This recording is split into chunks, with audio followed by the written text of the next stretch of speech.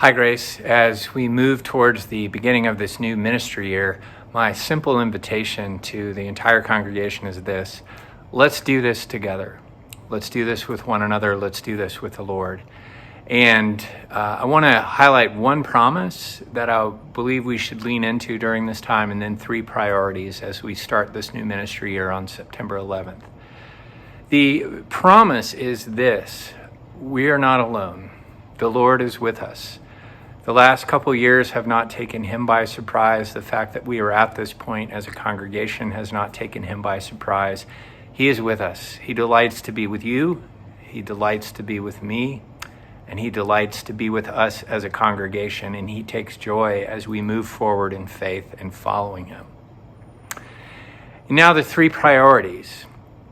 The first priority is this: an invitation for everyone to engage. And particularly to the degree that you are able, engage in person. Engage in person in worship and also in the life of our community.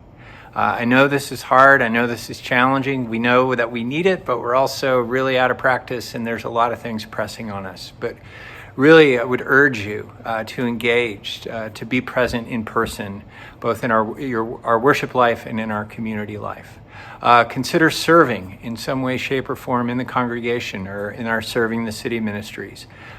Support the church financially in the work that the Lord has given us to do. So that's the first priority, that of engagement. Secondly, a little bit deeper than this, is connecting.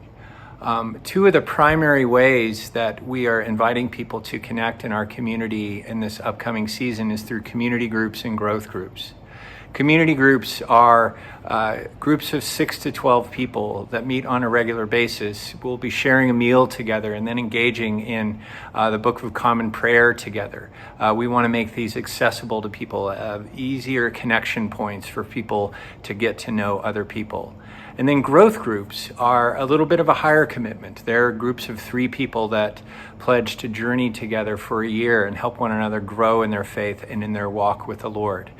Jamie will be sending out more information about these groups next week. But really, the invitation there is to be known, to be seen a little bit more, and to make room for others in your life, for them to be known and for them to be seen. And then the last priority is this: we want people to embrace, and particularly we want people to embrace the Anglican tradition. It is a tradition that we have felt called towards, and it's very rich and has many, many gifts that we think are a wonderful fit for our congregation and what we think the Lord is Lord has for us to do, the work he has for us to do, and also the people that we are. We're going to be this fall, we're going to be having a Christian formation class on the gifts of Anglicanism. We're going to be modifying our worship slightly. We're not going to be taking anything away. We're going to be adding a few smaller elements and reordering a few things in our order of worship, but that's to better reflect this tradition. And then lastly, as I mentioned, in our community groups, we're going to take advantage of one of the greatest blessings of the Anglican tradition, and that is the Book of Common Prayer.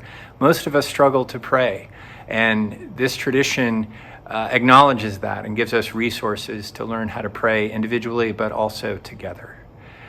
So I want to reiterate my invitation that I said at the beginning. Let's do this together. The Lord is with us. Let's walk together with him and with one another. God bless you.